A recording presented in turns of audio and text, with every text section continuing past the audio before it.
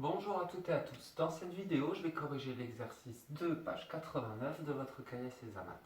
Dans cet exercice, on vous demandait de compléter la figure, sachant que les triangles ABC et DEF sont égaux, que la longueur AB est égale à la longueur DF et que la mesure de l'angle ABC est égale à la mesure de l'angle EDF. Avec ces informations-là, on doit pouvoir s'en sortir. Mais ce n'est pas les seules informations qu'on vous donne, parce que si vous observez vos figures, ça, c'est le café qui est prêt. Donc je disais, si vous observez vos figures, ça y est, on a fini? On y va. Donc si on observe les figures, on a les angles égaux qui sont codés. Donc cet angle-là, c'est le même que celui-ci, en termes de mesure.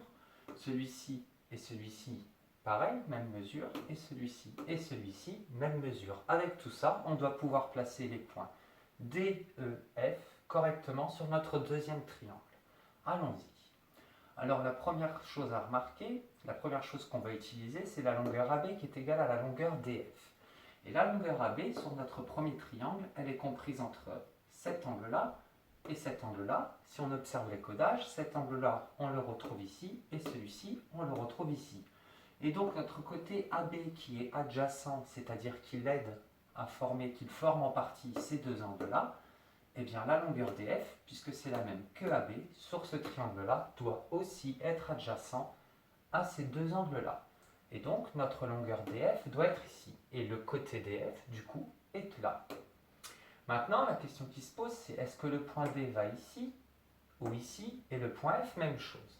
Eh bien, ce qui va nous permettre de trancher, c'est la deuxième information qu'on a ici. On nous dit que l'angle ABC est égal à l'angle EDF.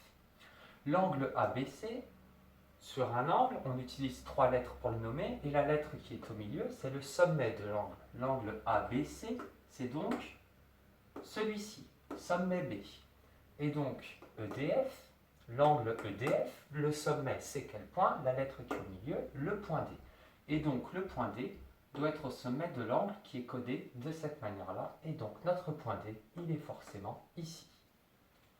Voilà pour le point D. Il nous reste à placer le point F. Je vous rappelle qu'ici, c'était le côté DF. Bien, si D est ici, F est ici.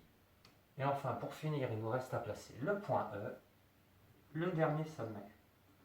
Voilà pour la correction de cet exercice 2, page 89.